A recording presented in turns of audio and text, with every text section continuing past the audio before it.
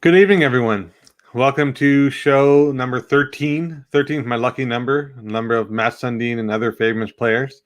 We've got a really good show for you all tonight. We're really excited. So first, before we go there, I want to thank our good buddy, Tracy Hackler from Panini America. He's a director of hobby marketing. He was on our show last week. It was awesome. Kent and I and Tracy go back a ways, or Kent goes a bit further back than I do with Tracy. And it was really good to finally talk to him after such a long hiatus. So again, sir, if you're watching or any of your colleagues are watching, thank you very much for making the time to come on our show. So before we go any further, I want to give Kent a chance to introduce our next guest that we're very excited to bring on. Yes, we are pleased to announce our guest for tonight's show, a man who's a talented artist in his own right. He's been an illustrator and painter of collectibles, championship horses, murals, and portraits, which many can be seen in many books and magazines. And now you can see his work on the Topps On Demand series called Game Within a Game set. So let's bring him on. Paul, welcome to the show.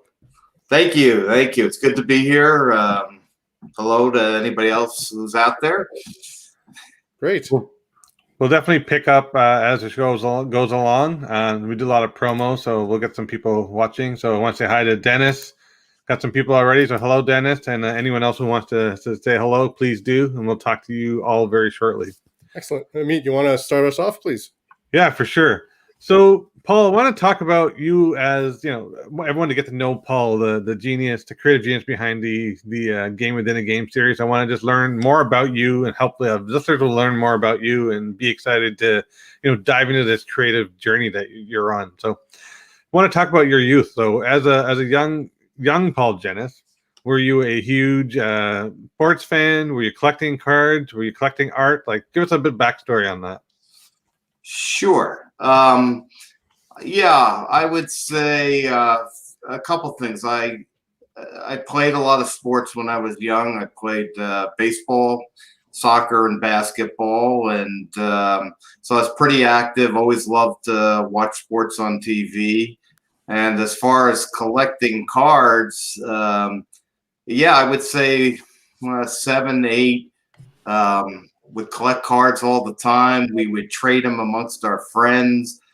I think it's a little bit different the way we used to handle cards. There were games where you would flip the cards and try to get them close to the curb.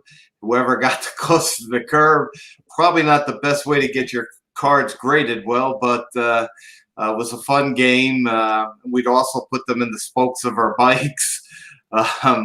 So over the years, loved doing it. Had them for a number of years, and then I guess my mom had thrown away the box of cards I had. Didn't realize how valuable they would be come one day.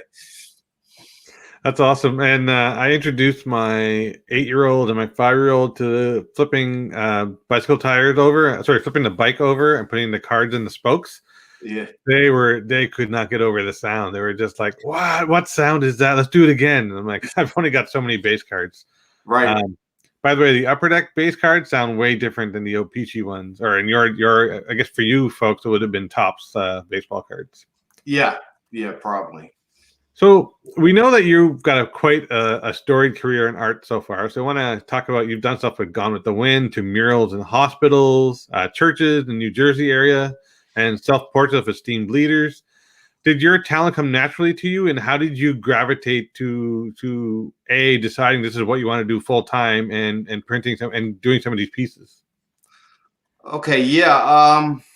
I would say, at an early age, I think it was in first grade, I had a teacher that wrote a letter home to my parents and said, this is something you might consider an area field your son excels in. And, from then on, my parents, who were very cultured in museums and traveled a lot, they made sure that I got many lessons. I went to all kinds of special schooling to learn my craft, and I just enjoyed. I loved painting and drawing. Actually, drawing first and then painting, and it just slowly grew as the years went on. And I guess at some point I started looking at professionals out there, and I was like, hey, I could do this for a living. Wouldn't that be cool if if I could do a job where it doesn't even seem like a job, but I'd have fun all the time. And so that seed got planted in my head, and I tried to cultivate those skills towards that goal. So how old were you when you first did your first commission and the first piece you got paid for?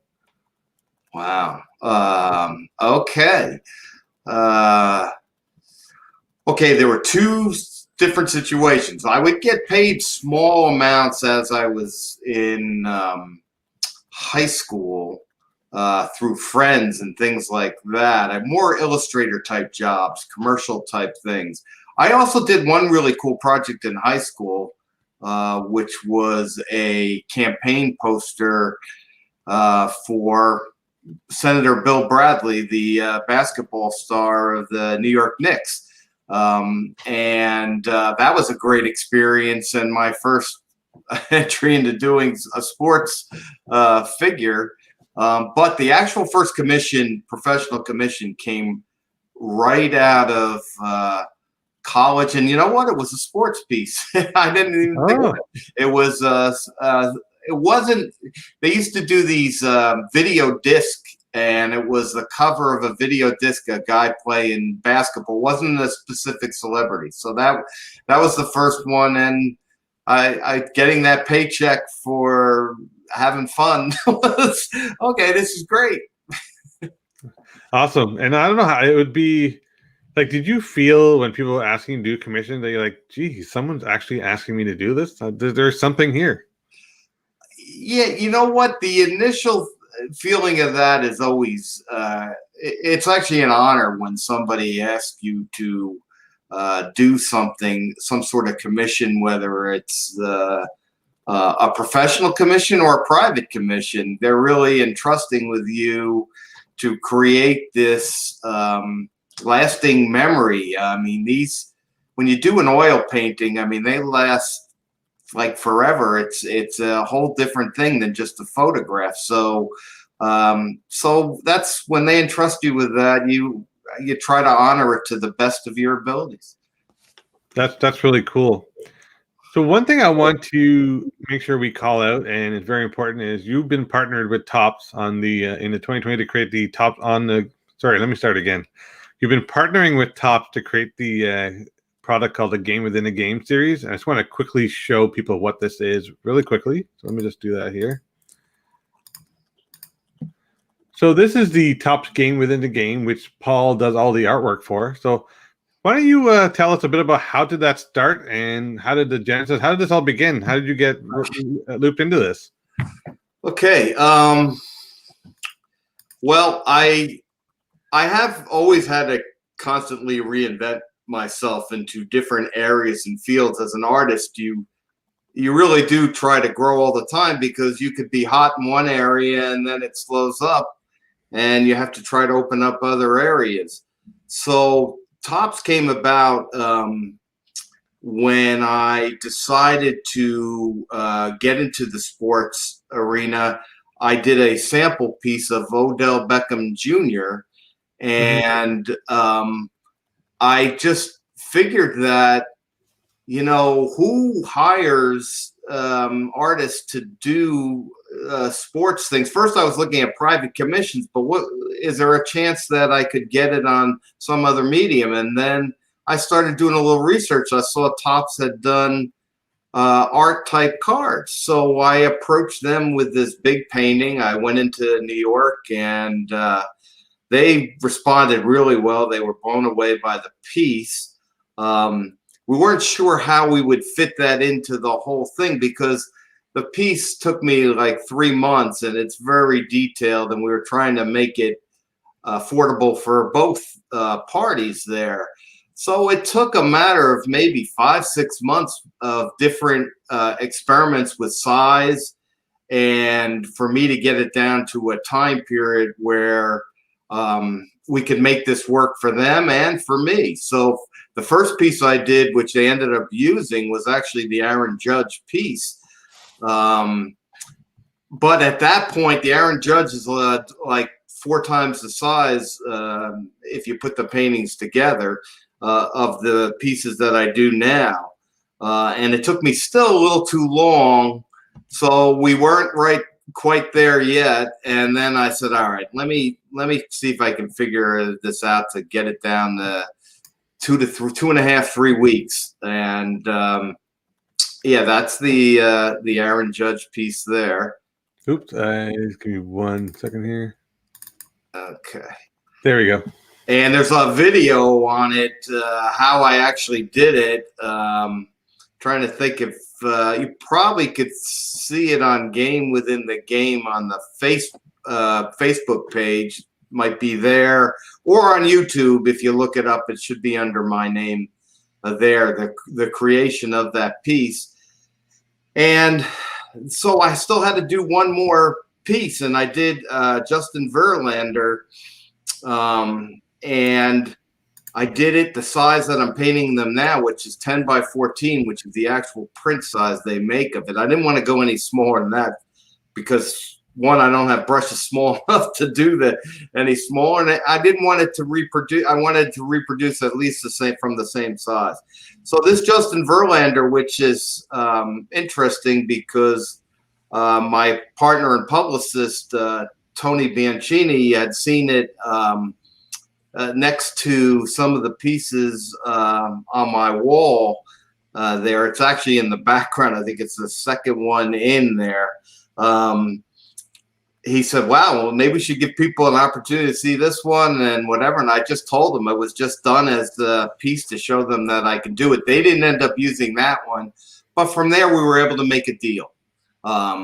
They saw that I could do that format. And I guess the whole idea and the concept of the Game Within the Game, they had seen the Odell Beckham piece, the original piece I brought in. And they saw the small action figure with the big portrait figure, and they said, "Wow, that would work as a concept." And they came up with the name, and I said, "You guys know better than me in terms of how to name these things." So we went with it. Awesome. And from what I understand, this is a series that expands over a finite amount of time, correct? So what you mean, like a yearly contract type thing you're talking about? Yeah, we started off last year was the beginning of the series. We did 12, and we when Tony came on board, he had looked at my paintings and he wanted to bring out the fine art quality of it. And he said this would be better if we did this as a total bleed, no borders, and a shiny finish. It would look like everybody was getting like a small painting. We would have probably done that at the prints, but they couldn't do that same effect with the prints. But I think the cards now look even better than they did last year. And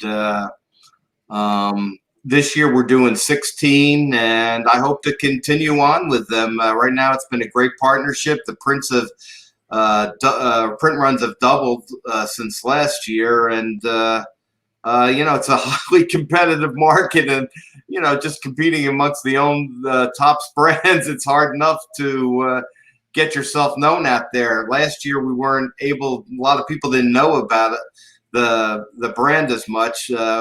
With Tony on board, and social media, he's created all these Facebook pages, Instagram, Twitter, and I think we've gotten the word around in interviews with guys like you who get that awareness out there. For sure, and I'm a huge fan of cards and art. So I saw Project 2020 and fell in love with it. It started, as I told you a few days back, or yesterday rather. I got into it as well. But I want to show some people some of your artwork here. Like here's one. Like if you look at on screen, and for those of you on podcast, if you go to the website that Paul had mentioned in the various Facebook pages, and we'll put it at the end of our video and the podcast link, you can see for yourself. You won't be able to see on the show. But I'm showing a Ken Griffey Jr. painting here, and I can't help but just it's amazing. Like the level of detail that you're able to do. And you can explain to everyone, like, what's the canvas size you're working with? Okay, so these are done with highest grade oil paints out there. What I mean by that is they have the pigment content is very high, so you really get the nice saturated colors that you might not get with, I've been painting over 30 years, so I've used the same one since I was a little kid.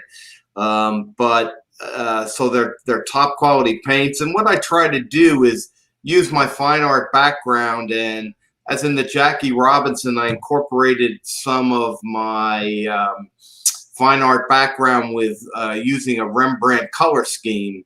Rembrandt was one of the best portrait artists of all time during the Renaissance period, and he's always been a favorite of mine, especially the way he lights up the faces. So I try to capture as much detail as I can, and the likenesses to be absolutely spot on, because I know it's important to me that the fans who collect these, they're I guess it's like an actor who sells when you buy a movie ticket, they want you to feel it's worth their time and money, and so I put everything I got into each one of these cards. I try to up myself on each next card. That's about it with that. The quality is definitely there. And just before Kent takes over with the next series of questions, quick hi to hello to Dennis. Tony Bianchini is coming along as well. He's the publicist that you talk about. Yeah. So I just put him on here.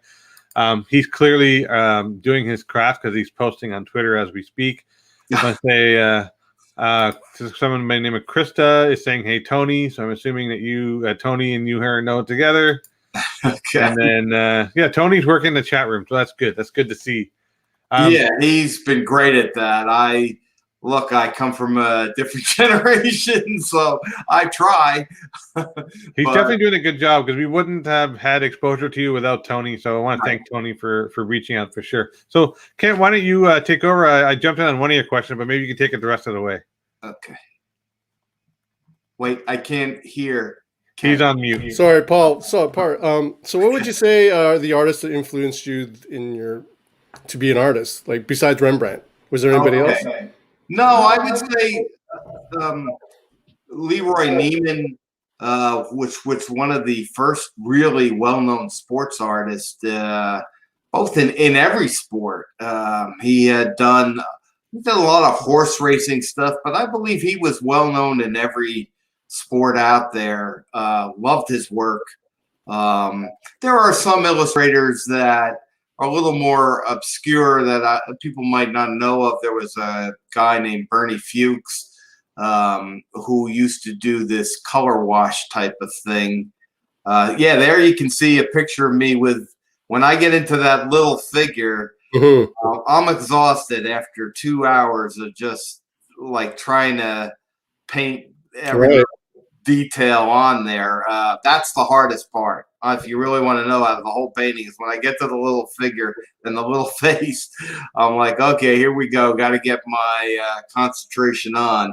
But I would say Leroy Neiman. Other than from a commercial aspect, he would be my influence there. And from my background as both an illustrator and a fine artist, it's a nice combination. Rembrandt and Leroy Neiman. I mean, that's what I try to do. And there aren't usually, most illustrators are either illustrators, and most traditional artists are just traditional artists. Very rarely do you get that combination. Well, you've definitely mastered the technique. I will say that. That's. Thank you. That's very evident in your portraits for sure. So I have to ask you though. So when these pieces are completed, and then Topps takes that image and makes a recreation into a trading card format, I have to ask you. So what happens to actual original creations? Are they for sale? Do they get auctioned off? Are they given to the players? What actually happens to the original? Okay, so we do sell them. Tony both advertises on the Game Within the Game site. Okay. And or people can connect with me. The connections are, I guess you're going to put them up on the end. It's the Twitter is Paul_Jennis. It's Instagram pjennis_fine art, and pauljennis.com. Those are ways to purchase the paintings. I think we sold, well, Tony bought the last one because he just loves Don Mattingly. But outside of that, we sold 7 others. So sold quite a few. Excellent. That's great. So when it comes to the player selection, who determines that? Is that something that you decide, or is that Topps just gives you a okay? Yeah. The first year, actually, Topps handed me a list and said, we'd like you to do these players. Okay. Which I think a lot of them were rookies. I just went with it. I felt they knew best of what collectors would like out there. But when Tony came on board for this new series there, 2 things happened. One, he had a pretty good idea, being such a fan of baseball and card collecting himself, of what would be good picks. And then he engaged the Game Within the Game Facebook page and had people's input, the fans' input. He's real big into building the community and bringing them along for the ride. It's, without them, it exists, that we appreciate all the input we can get. So that he's more responsible for the current picks, and again, the fans from the Facebook page itself. That's awesome. That's great. Yeah. So obviously this year you have a little bit more leeway in terms of who you decide. Yeah, Topps was great. They really just said, I'm sure they checked over the list and probably, if they thought he was out of line on any of them, they might have just said something. But no, they really cooperated really nice with them. That's awesome. That's excellent. So I know you said in the first year you were doing about 12 pieces that year. Then this year you're doing about 16s. So are you on a tighter schedule now? Oh yeah, yeah. There's literally okay. So every 3 weeks I have to pretty much be done and get it ready a couple days beforehand. I don't know the final process in terms of. I know they have to get an approval before it goes up. So I have to give them a little time to get that approval. And then there's oh no. It's okay. It's all right. Okay. I am real particular with the choices of the photographs for the pics. I like the angles will have to be good. The expression has to be good. The design elements have to be good. So I literally go over. Excuse me. No worries. That's the thing about live shows. Thousands of photographs to get to the ones that I want. That is a whole process. So then let's say I look over 1,000 photographs. From there, I'll pick 20 large headshots. Have 30 small shots. I got to look and see which ones I think will work the best. And then you have to also know how they'll combine. Right. So that process alone can take a couple days till I nail that combination down. And, that's just as important. Once that's down, it's like a foundation of a house. I know I got that done, then we build on that. But that's the start of it, yeah. Has there been any portraits that you've done where you felt the pressure was on? This one, I don't feel I feel some pressure. I know it's just become a natural flow for me, which is great. Okay, good. At this point in my career, that's a nice place to be. I got him when I was doing Gone with the Wind. they really, I remember I got a call from somebody said, "Can you light a fire under that guy and get this one done?" And I was like, "Okay." Sometimes, because sometimes, and they were bigger pieces. Sometimes, people want to know, can you get this done at this time and that time? Yeah, well, if everything works great as planned, you'll have it every 3 weeks. But in art, in general, things go wrong.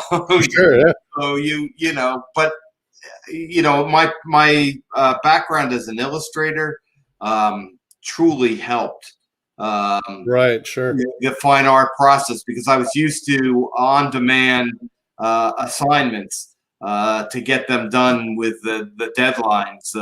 I'm glad I had that. That's great. So not too long ago, we had a different kind of artist by the name of Tim Carroll, who actually takes common baseball cards and cuts them up and makes them all these beautiful pieces. Now, you're just one of many artists that are working with Topps these days, because they have obviously the popular Project 70 that's happening right now, which is kind of an extension of the Project 2020. Since the hobby card world is fairly tight-knit, have you had any interactions with other fellow artists involved in sports cards? The only one I really had a little bit of interaction with is Blake Jameson. Oh, yes. I just got some advice with him and just dealing with Topps in general. He couldn't have been nicer in sharing his thoughts and just how the process worked for him. So I learned some things from him. Some of these guys, we're all from different generations. My experience goes back a long way. He's a real young guy, but he had a lot of good tips for me, and just dealing with Topps in general and the card arts. He's the only other one. The other guy that I know around who lives right around me is James Fiorentino, who does a lot of sports work, used to do cards. He's always been very informative on to me, and helpful in this sports world industry. That's great. It's nice to see that fellow artists are helping out one another. That's great. Yeah, they've been really good with that. Hey, Amit, I'll throw it back to you. Awesome. Actually, it's a really, Paul, you brought up a good point earlier, and also pardon the gaps. I had mine earlier where I forgot to say the word Topps twice, and then you had your phone, and Kent has his mic issues. So this isn't Johnny Carson. This is not a polished show. We're gonna get there one day, but we're allowed to have our gaps. Just want to quickly show people your website, because it is an important thing we should show. So let me just do that. Yeah, most definitely. Let's do it. So this is Paul's website, so pauljennis.com, and this is the gallery page, and you can see he's done stuff like Gone with the Wind. I'm just going to go back a version so you can actually see the type of work. It's not all just sports.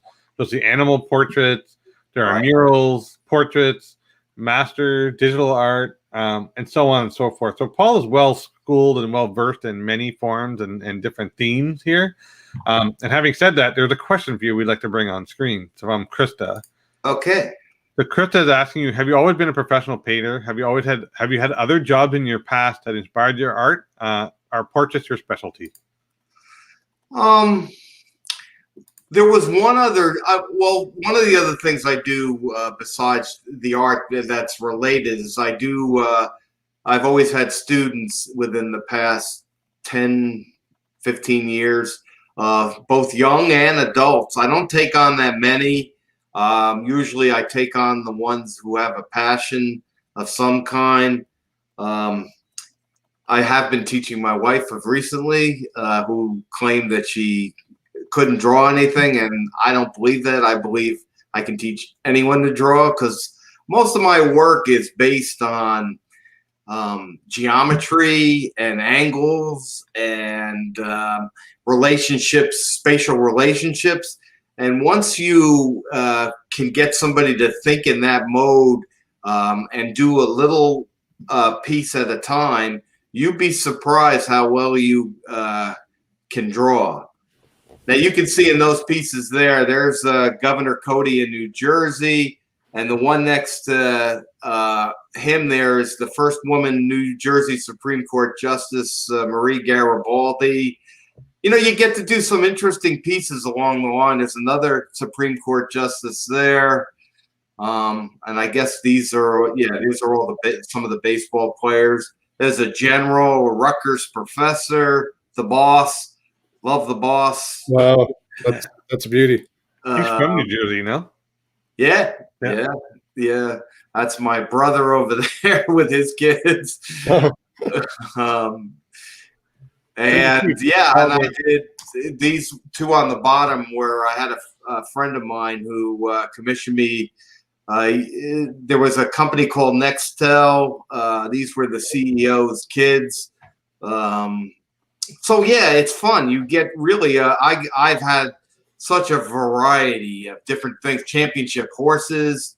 I had one guy who came over the house, very wealthy man. His horse was called Malabar Man, very famous horse.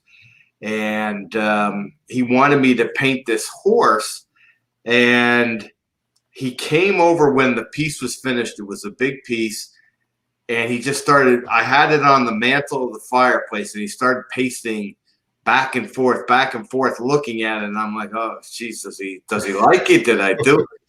And he turns around and he looks at me. He goes, "You got it. You got it." I was like, okay, I got it. He says, "You captured the reason I bought him. You caught you in his eyes, that look in his eyes. I knew he was a winner, and you got it." And I was like, oh, thank God. So yeah, there's been like all kinds of fun stuff in there along the way. I've got interesting people to. It is nerve-wracking on the private commissions when they come over. You never know how that's gonna land until you wait for that first.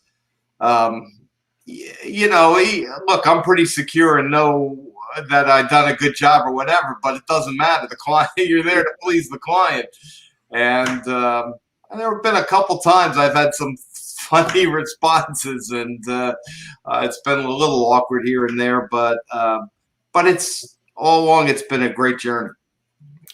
Excellent. That's awesome to hear. I love how you definitely show you have passion for what you're doing. You're smiling as you're talking about it. So that's one of the things I'm really glad to see. And one of the themes of our show really is to inspire people and motivate people. And that's why we bring on artists and people who are passionate about their hobbies in general. So if this inspires someone out there, whether it's now or later, to follow their dreams and passions, like look at Paul. Paul did it. And he's working on several amazing pieces. He's got his work has a life of its own. So never give up your dreams. That's great. I love that message, and I would agree totally. So you mentioned earlier about Tony helping you with your various social media presences. So people, and you mentioned Blake Jameson as well, who's I'm a huge fan of, and Kent is as well. So Blake Jameson does a lot of content on YouTube. Yes. People are doing stuff on Instagram and TikTok and YouTube and Clubhouse now. Well, Clubhouse you can't really show, but you could talk about it on iOS devices. Let's talk about how you even brought it up where, there's a bit of a generational gap there, as you say it, but you're bridging that gap with Tony and your Facebook group. So why don't we talk about what Tony has done and how you're being more exposed? Okay. Well, first of all, the whole, I think, he's not only suited for the social media aspect. I think his biggest strength for me was his passion towards the collectible cards in itself. Now, I'm sure there are other social media people out there who are, well versed in how to post this or what to do that. With him, I love, just like you were talking about the passion with me. I mean, his passion with collecting cards and getting excited about what cards going out and getting it into his collection. I feel like he understands the collector more than I might necessarily understand, and I've learned a lot from him in this process. So I think his ability to expose me and make people aware of my collection and the value of it and put me on all these different platforms, and not only just put me on there, but put it out in the right way. And I think one of the great things he's doing, which I may not have the YouTube video of me creating, but we do bring people through the process of step by step. I send updates to him so people can actually see, that it's not all magic. I mean, there's a little, I got to paint one section one day, then I paint another section another day, and you can see it kind of put together. I think that might be interesting, for the collectors. It's almost, I guess, like in movies, you might get a director's cut of the movie, and I think to his credit, he's given people some insight into both me as an artist and the type of product that we're trying to, the valued product we're trying to create. There's it's interesting because people there's another artist who's on our bucket list to get, but he doesn't do cards. His name is Kim Jung-hee, and he does a lot of YouTube content and whatnot. So it's fairly interesting to see what he does as well. So he also does a bit of a documentation of what he does from his artistic journey, right? So you're doing that yourself, and also you're creating a treasure trove of memories for your family and your future generation to learn from. And also with the top the top artwork, the game within a game, you're kind of a pioneer. So people will actually go back in history and actually learn the stuff you've done. And imagine, from 20 years from now, it goes, how was it back then? Oh, this guy did that work. So it's really neat. And I really I'm really happy that Tony is helping you with this. I love the way you put that. I'll have to remember that when I talk to Top. I was called a pioneer.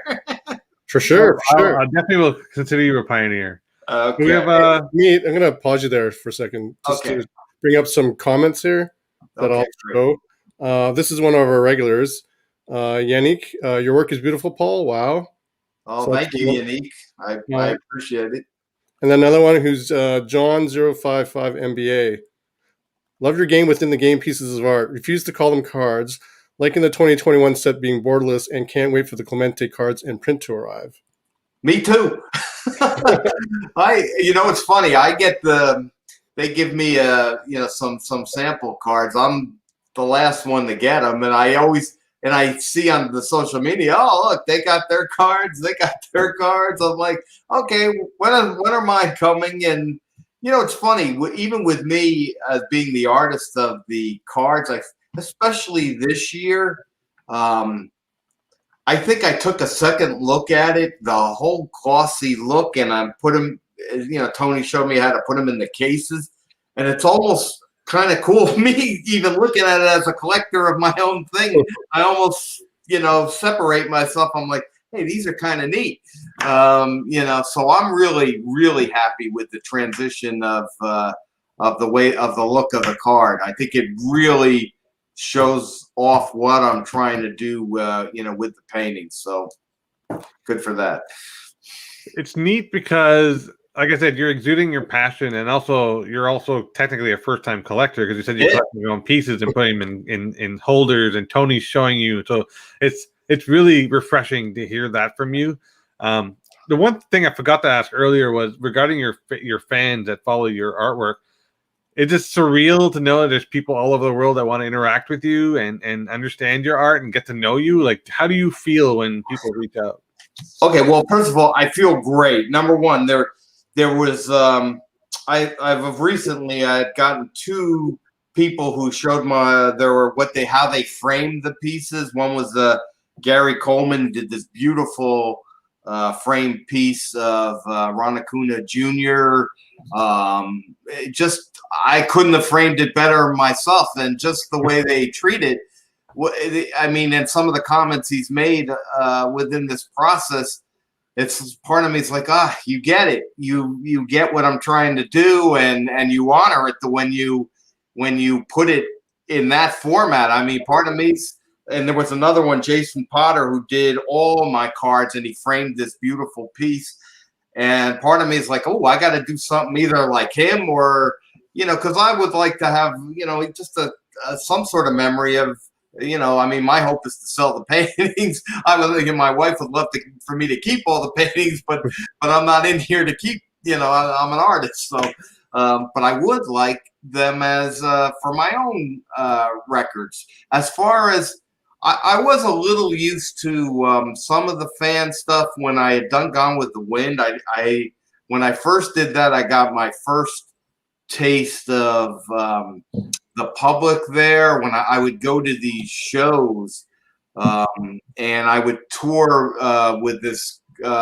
He was a pretty famous painter at the time in the collectible industry, Thomas Kincaid. Oh yeah, and we would go and we'd sit at these booths, and first of all, you walk into these rooms, and all of a sudden there'd be newspaper reporters and photographers, shooting photos. I'm like, whoa, what's going on here? This is crazy. And then people would line up and you'd sign autographs. And I really got the appreciation, even back then, for the fans of how great it is that they support the work. And so that translated, because we sold millions of plates for Gone with the Wind. And we probably won't reach those kind of numbers, but sure would love to, do the same for Topps. Awesome. And then one other question we forgot to ask earlier, which was regarding your work with Topps. Are you exclusive to Topps? Or are you also would you entertain other companies to come to you to do your work? No, I'm not exclusive to Topps. I'm open. Look, I like to do. I guess Topps is mainly the baseball. They do the soccer, but I don't. I've talked to them about that, and I don't know if we thought that would be a good mix for me, just based on how long it takes me to do the cards. But yeah, basketball, football, love it. I mean, Topps is mostly MLB, right? Or correct. Okay. Well, they do. Oh yeah, right. Do they have cards for that? The professional, what do they call it? The fighting ones? UFC. UFC. So they did have a license for UFC, but then Panini just got access to UFC. But Topps does many products just beyond just baseball, so they're fairly active in the non-sport realm. Okay. They've got a few other options that they do. So they've got their hands or poker irons in many fires per se. Right.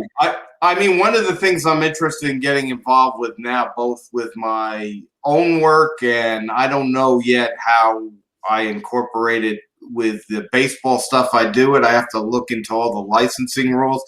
Is this whole world of NFTs. oh yeah. And I've already done some interesting digital videos that don't have anything to do with the baseball, but I almost I'm really into. I'm pretty well versed in digital art. I schooled myself in all the latest things in Photoshop and all those things over the years, and I want to try my hand a little bit in that area, in all different aspects of my work, to expand that into that. So it'd be nice if I had my traditional side work. Maybe I could do some of the traditional and put it in. Maybe we'll link it to both. I don't know yet. Whereas you might see this cool NFT, and then along with it on the purchase, you actually get some kind of original piece or print. I don't know yet how that'll play out. Yeah, there was an artist not too long ago, and unfortunately, the name escapes me. But he did an NFT and went for like a lot of money. Yeah, was it Beeple? Yeah, that's it. People. Yeah, well, that'd be nice if I made $69 million. Yeah, I'll take any kind of thing in the six figure. I'll take $25. Okay, there you go. So Kent, would you like to take the next set of questions? Sure. So you've done a lot of artwork, which you've been happy to showcase tonight. So how does it feel to know that besides of all the stuff that you've done, now that you've actually have your artwork on baseball cards, like how does that feel for you to know that there's people collecting these I think it's, because of your stuff on baseball cards now. it's great. I mean, here I am. As I said to you, I started my art when I was 7 or 8, Right. and I was collecting cards back then. And now here it is. I'm almost coming full circle. Now my art's actually coming on the cards, and I love the subject matter. I just love sports action. Not only that, I love the portraiture, the intensity, the colors of the uniforms, the logos, every aspect of that the baseball cards, offers for an artist like me. I mean, I guess years ago, the Renaissance painters, they had all this, fancy costumes that people would wear and clothes or whatever. So in our time, maybe the baseball uniform is a form of that for me. In that, so yeah, I couldn't be happier doing that, and it's something easier for, just when you're talking to people in general on the topic, they can relate even a little more to it than telling them, I did some CEO portrait or whatever. Sure. So every artist is always proud of their works, regardless. So what would you say from your perspective that makes yours different and or stand out from others that is, for that matter? Okay, so as I said to you before, I mean, I was fortunate enough to go. I started out when I was 14, and I would take the train into New York. I was probably one of the youngest kids doing this figure drawing class it's called the Art Students League in New York. And some of the best artists like in the world go there to either learn or practice. I did that. I went to Rhode Island School of Design for a summer program. I did my work at Syracuse, is where I got my degree. I've been trained by some of the best portrait artists in the world. I am trying to really bring in the fine art aspect and that was my pitch to Topps. Let me have my niche of bringing this into a really special type of thing that somebody gets, a card that they'll have a perfect likeness. They'll have the details you can't get, by everyone who doesn't know how to do this type of thing or doesn't have the experience that I have. I think all those aspects of my training, and the fact that, as I mentioned to you, my digital training, I actually take photos of the cards, color correct them, and send them into Topps. Especially with COVID, we had to figure out a way to do that. But I offered that to them because I can do that. Yeah, what you have up there, those are digital paintings that I've been working on for some clients who can't pay a fortune to have me paint in the traditional way. So I do it with all kinds of different layers in Photoshop, and I do it with a mouse. That's awesome. Yeah, you're seeing that's my daughter, her boyfriend, and the dog. That's my father-in-law. They're playing the clarinet. My son, soccer, and my nephew playing basketball.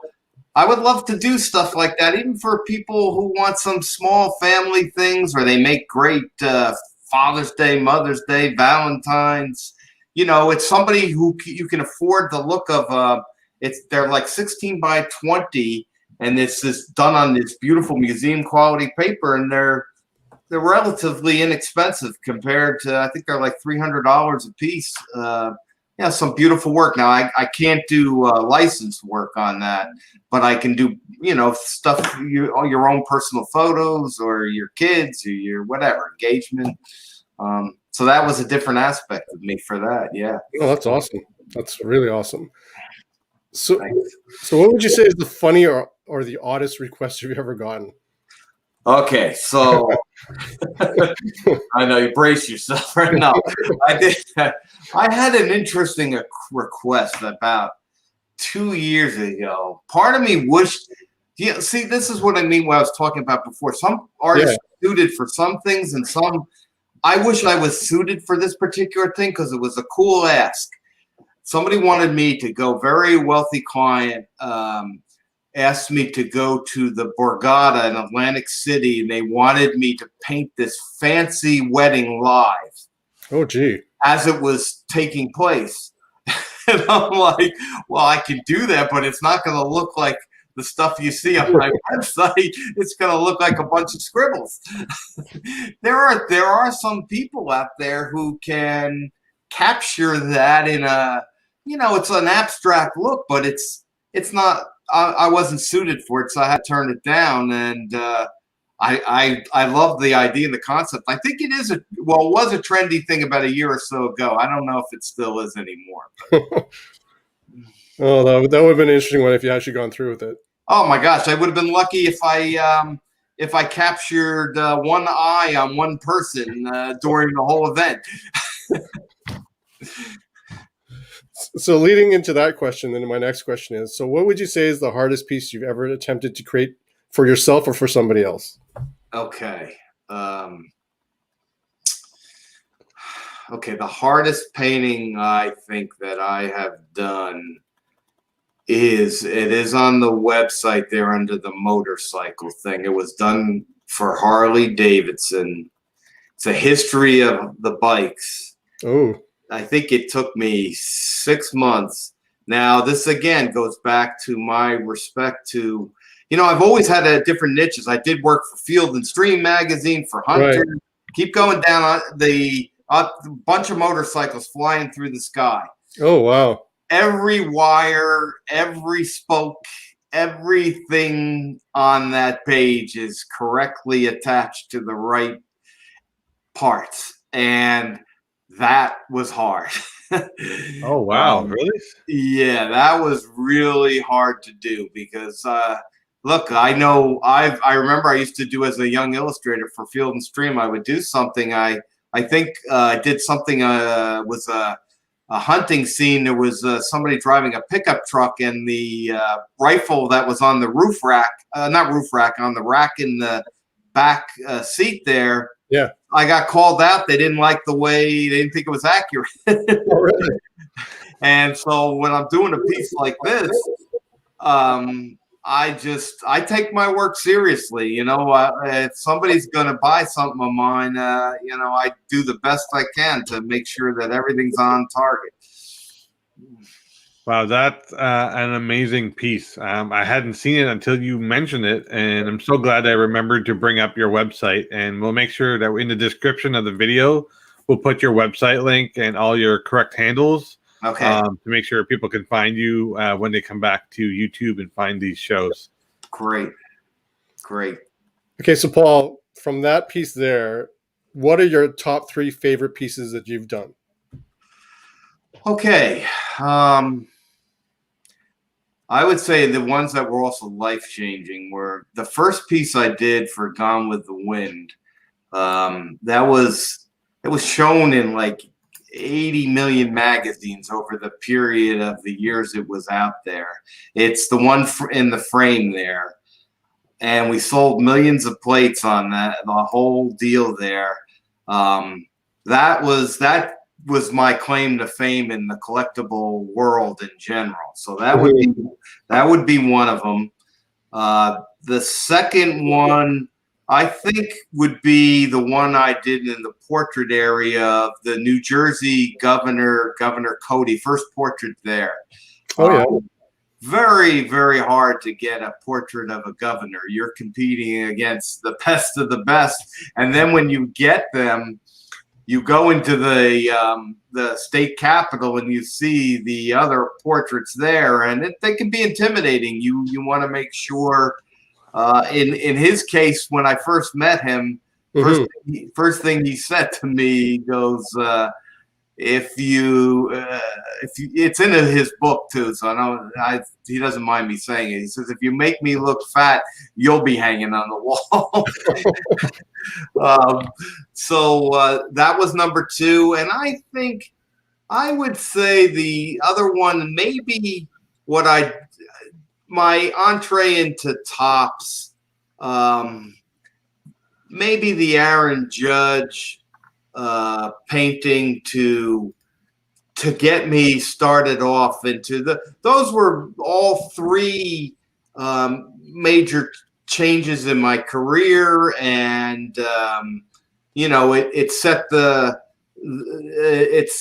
the landscape for other art that would follow from those pieces. So I would say those are the three. I would say those are really, really good top three for sure. Thank you. Yes, that I'd agree myself. So now that we've shown some of your top three, again, Paul, because we're nearing the hour mark, we want to do. We don't want to keep you too long. Plus, we want to bring Tony back in as well to talk about card art.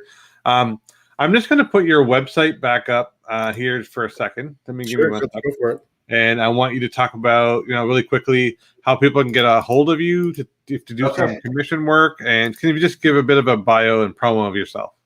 Sure. Okay, so there you have my phone numbers there, my cell numbers there. It's the second one. You can contact me on the contact page. It'll go to my business email. Also, there's the Facebook, the Instagram are down there. Game Within the Game Facebook page, you can connect to me. And Game Within the Game Facebook page is also a good way to get to me. As far as a bio on me, I think the biggest thing is and I used to have, I guess, arguments with some of the professors at my school. I always felt that fine art and illustration were of equal value.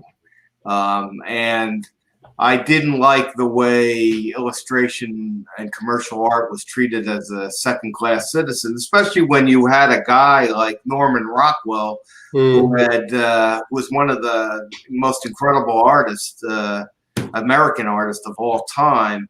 So what I'm trying to do is combine the best of both, the best I can. My background is in both. I wanted to become an illustrator, but my start and my early training was that of a fine artist. And the Tops has given me the medium to put that into action and make it a collectible for people out there. Awesome. So thank you for telling everyone how they can get a hold of you. And again, for those of you who are watching live and for those of you who will watch after, we'll put the contact information in the description as well.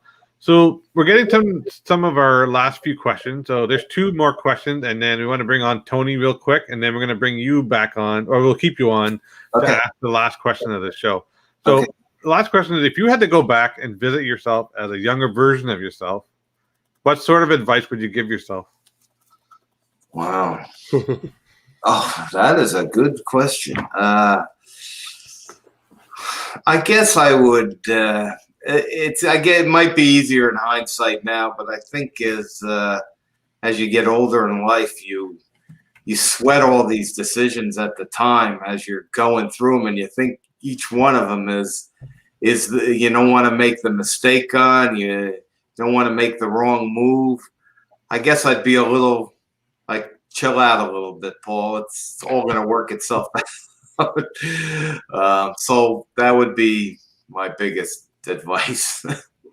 I mean, it's hard. It's a hard career. I mean, no matter how talented you are, just like in any of the arts and any of the sports fields, there's always someone else out there. So be grateful. Awesome. I'm going to, I don't know if Tony, if you're listening, you're more than welcome to join in the green room, and we can do a little quick discussion and show and tell on the cardart.com. So feel free to join. Tony's probably busy doing promo for you in the background, so I don't want to bug him too much, but I'll just... There he is. There he is. Okay. Doing promo for you in the background, so I don't want to bug him too much, but I'll just... There he is. Hey, guys. There he is. You gotta turn off your YouTube show so you don't hear us. There you go. There you go. There you go. Of course, I love the echo. For everyone who hasn't understood already, Tony is the PR machine behind all the creative geniuses on the Paul Jennis and various other artists as well. During our conversation last night, we talked about some of the initiatives that Tony is working on, and one of them is cardart.com. So Yep. I wanted to give Tony a bit of a chance to. I'm going to throw the website up, and Tony, Yep. what I'd like you to do is talk through it, give us a background on it, what it's all about, and then once you're done there, we'll then we'll ask the final question to Paul, and we'll end the show there. Cool? Absolutely. That sounds great. So let me first give you the website here. Okay, so tell us all about this. Sure. So cardart really was inspired by Project 2020. Meeting Blake Jameson and working with him, and he did his nightly YouTube stream, and he was painting cards on his YouTube stream, and people loved it.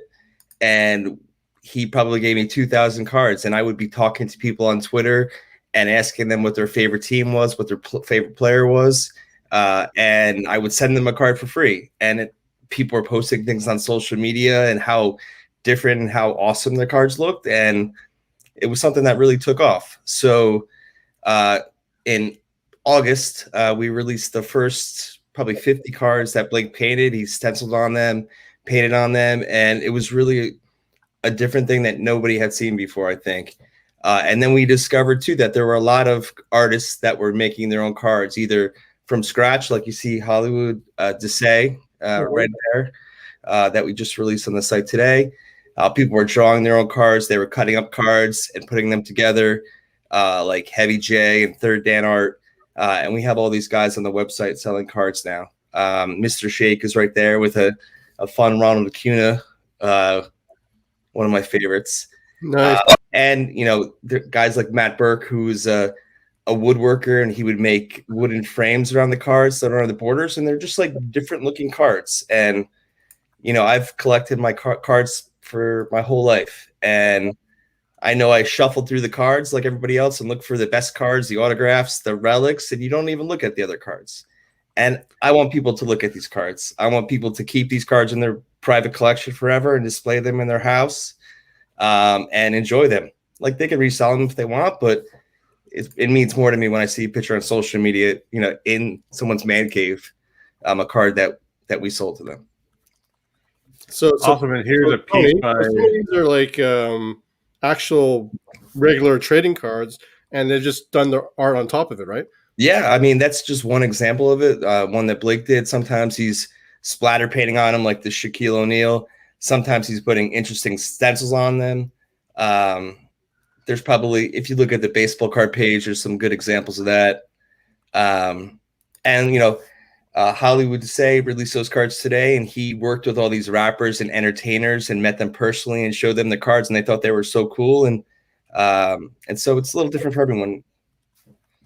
Awesome. So I wanted to give you a chance to at least show this off, because I thought it was pretty cool, and go to the mantra of our show, because we want to show passionate collectors and different angles of the collecting industry. So a lot of people, they probably do know, but they're getting more exposed now. So stuff that you're working on, Tony, doing some promo with Paul, like that's all the stuff that goes a long way into building a whole new segment of our collecting journey. Yeah. So I want to thank you all for that. Sure.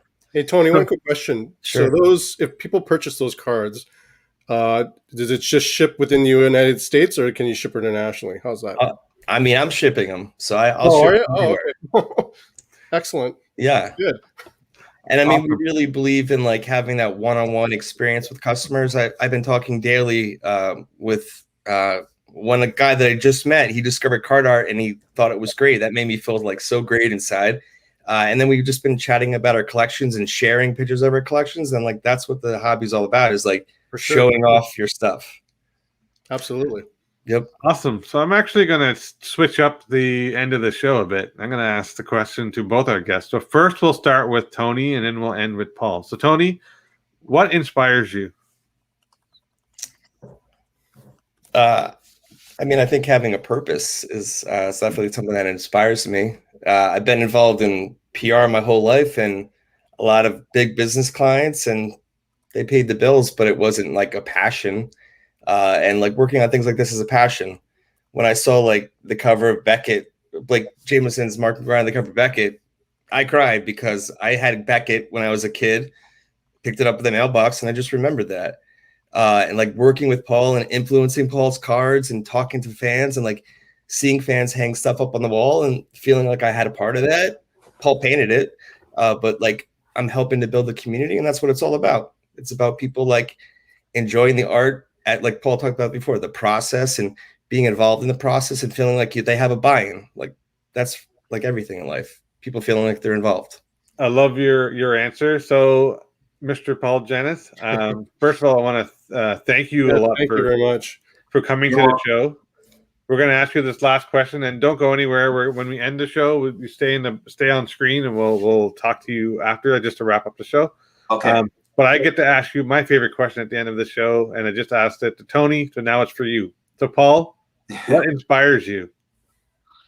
I guess, in this case, I can relate it to the Topps situation that, that I'm painting now. But just in general, when I'm working on my next piece, my goal is to better it, find something new, find something a little more creative, find something to learn from, and that way it always keeps me in the game. It keeps me interested, and it just improves my craft that much more. So just to get better.